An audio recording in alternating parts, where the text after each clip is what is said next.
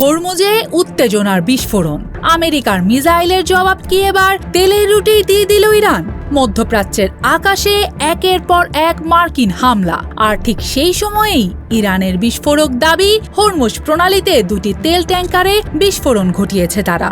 ইরানের রেভলিউশনারি গার্ডের অভিযোগ, যুক্তরাষ্ট্রের সামরিক বাহিনী ট্যাঙ্কারগুলোকে একটি অনিরাপদ দক্ষিণাঞ্চলীয় রুট ব্যবহার করতে উৎসাহিত করেছিল।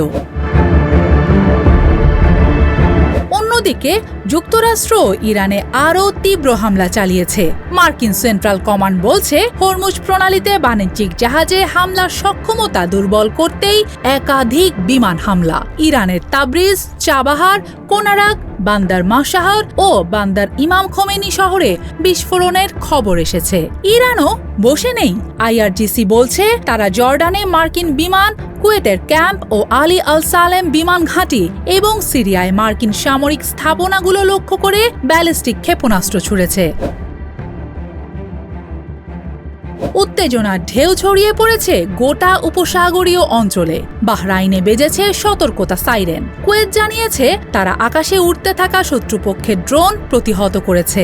একই সময়ে কুয়েতের একটি লবণাক্ত পানি বিশুদ্ধকরণ কেন্দ্রেও হামলা হয়, যাকে দেশটি বেসামরিক অবকাঠামোর উপর সরাসরি আঘাত হিসেবে উল্লেখ করেছে। এদিকে ওমান উপকূলে একটি জাহাজে আগুন লাগার খবর দিয়েছে ব্রিটিশ মেরিটাইম। এরই মধ্যে হরমুজ দিয়ে জাহাজ চলাচলও কমে এসেছে। আগের দিনের 8টি জাহাজের পরিবর্তে রোববার এই গুরুত্বপূর্ণ নৌপথ অতিক্রম করেছে মাত্র 4টি জাহাজ। বিশ্বের মোট সমুদ্রপথে পরিবাহিত তেলের প্রায় 1/5 এই হরমুজ প্রণালী দিয়েই যায়। এখানে প্রতিটি হামলা, প্রতিটি বিস্ফোরণ আর প্রতিটি হুমকি শুধু যুদ্ধের খবর নয়, বিশ্ব অর্থনীতিরও খবর। উত্তেজনার প্রভাব পড়েছে আন্তর্জাতিক জ্বালানি বাজারেও। এক লাফে প্রতি ব্যারেল অপরিশোধিত তেলের দাম $90 ওপর উঠে গেছে। মার্কিন পররাষ্ট্রমন্ত্রী মার্কো রুবিও জানিয়েছেন, আন্তর্জাতিক জলপথে বাণিজ্যিক জাহাজে হামলা চলতে থাকলে যুক্তরাষ্ট্র তাদের অভিযান চালিয়ে যাবে, তবে একই সঙ্গে কূটনৈতিক সমাধানের পথও খোলা রয়েছে।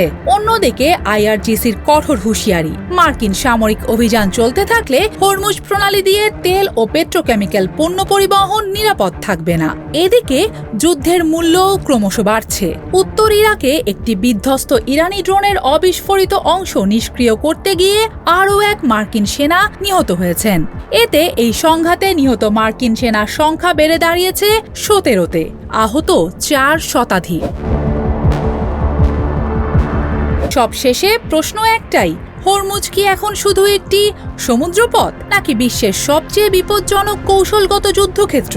দুটি ট্যাঙ্কারের বিস্ফোরণ, কমে যাওয়া জাহাজ চলাচল, বাড়তে থাকা তেলের দাম আর পাল্টাপাল্টি হামলা, সব মিলিয়ে মধ্যপ্রাচ্যের এই সংঘাত কি আরও বড় আঞ্চলিক যুদ্ধে রূপ নেবে, নাকি বিশ্বের জ্বালানির লাইফলাইন হরমুজই হয়ে উঠবে পরবর্তী বৈশ্বিক সংকটের কেন্দ্রবিন্দু?